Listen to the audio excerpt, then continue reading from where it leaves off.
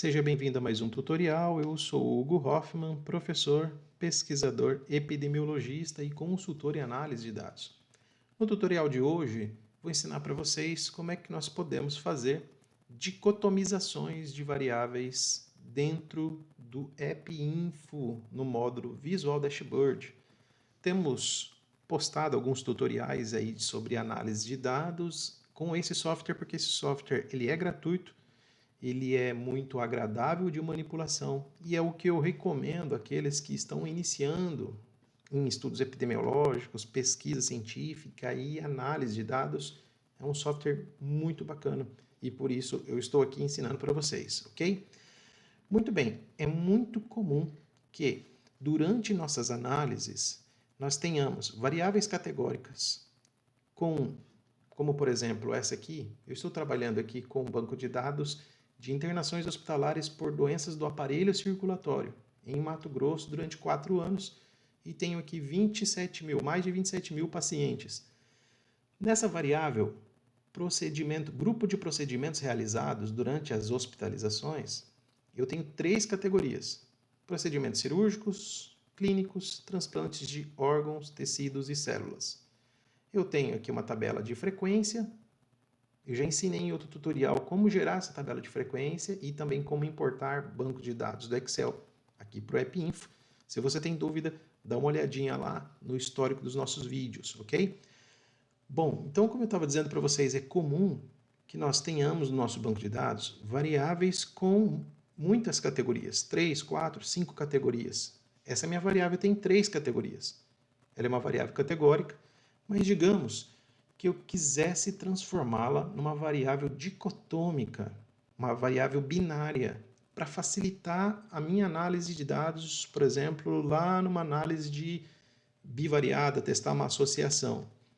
Eu posso, sem problema nenhum, avaliar a associação dessas variáveis aqui com o óbito. Então, eu poderia diretamente gerar essa tabela com uma tabela cruzada, tabela 2x2, é uma tabela, essa análise bivariada eu vou ensinar em um outro tutorial. Mas aqui eu quero, a partir desta, criar uma nova variável dicotômica. Bom, quero dar ênfase aqui procedimentos cirúrgicos, porque pela lógica, os procedimentos clínicos dentro desse capítulo de doenças seriam situações mais brandas do que esse grupo de pessoas aqui. Então eu posso supor que aqueles que necessitaram a realização de procedimentos cirúrgicos talvez tinham um caso mais grave, mais crônico, mais evoluído. Então eu quero dar ênfase para avaliar este grupo aqui. Então eu vou criar uma variável nova, onde eu vou chamar assim, procedimentos cirúrgicos, sim ou não. Então, quem tiver essa informação dessa categoria vai receber o nome de sim e o restante vai receber de não. Para fazer isso, vocês podem observar que eu tenho aqui essa aba do lado esquerdo da tela. Essa aba se chama Definite Variables. Quando eu passo o mouse em cima dela, ela expande. E aí eu tenho aqui, clico em New Variable. Ele te dá várias opções de recodificação de variáveis do seu banco de dados. Para recodificar variáveis categóricas, eu uso a primeira opção. Essa aqui. Clico e aí ele abre essa janelinha aqui. Então aqui, primeiro, em Source Field, eu vou clicar e selecionar a variável que eu quero dicotomizar, que nesse caso aqui, procedimento grupo. Destination Field é o nome. Ele já gera o nome aqui para você, automático. Ele vai sempre pegar o mesmo nome original e adicionar isso aqui, Recoded. Mas eu posso criar qualquer outro nome. E aqui eu vou dizer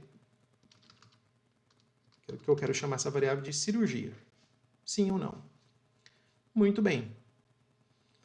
Aqui, então, está o local-chave de importância aqui para dicotomização. Tenho 2 colunas, from e representation. From é como é que está o nome na variável original, que são as minhas categorias aqui. Representation é como é que eu quero chamá-la na nova variável. O detalhe importante é o seguinte: Em from, eu preciso colocar o nome exatamente como está aqui. Se está em maiúsculo, em maiúsculo. Se tem acento, coloque acento exatamente igual. Se digitar um caractere diferente, o Epinfo não reconhece, ok? Então, vou digitar ali, ó, procedimentos cirúrgicos, não tem acento. Vou para o próximo. Procedimentos clínicos sem acento. E aí digito a parte de baixo lá, ó. Última categoria. Transplantes de órgãos, tecidos e células. Tudo sem acento também. Essa primeira categoria eu vou chamar de sim. E as outras eu vou chamar de não. Feito isso, clico em OK. Quando você faz isso, ele recalcula toda a planilha. Aqui em Defined Variables, ele vai aparecer para você, ó, o que você fez. Você pode editar ou pode deletar. Agora, para testar se funcionou, eu tenho que gerar uma tabela de frequência com essa nova variável. Perdão, fui aqui na opção errada. Tabela de frequência. Cirurgia, a variável que eu criei está aqui. Vamos ver se funcionou, se deu certo. Se deu certo, o N tem que bater. Então vamos testar? Procedimentos cirúrgicos, 9.198. Cirurgia, sim, 9.198. E o não, o que ele fez? Ele somou essas duas categorias. Muito bem, então você pegou uma variável original, criou uma variável nova, binária, dicotômica. Isso é muito comum na análise de dados.